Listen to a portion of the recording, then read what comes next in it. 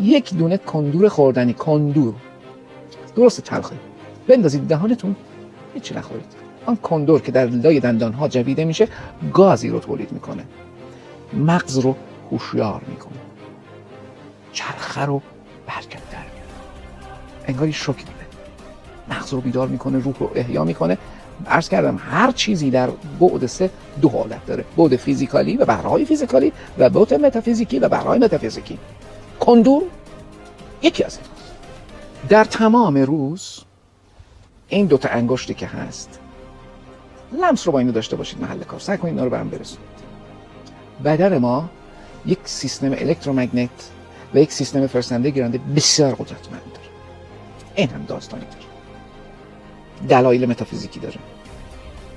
چرا تا حالا تسبیح رو با اینا دادن دستمون؟ با این اینطوری کنید، نمیگم با این.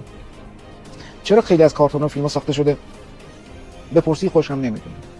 پس این کارهایی داره میکنه دیگه روی همون آوراها، روی همان نقاط انرژی و سپری که هست.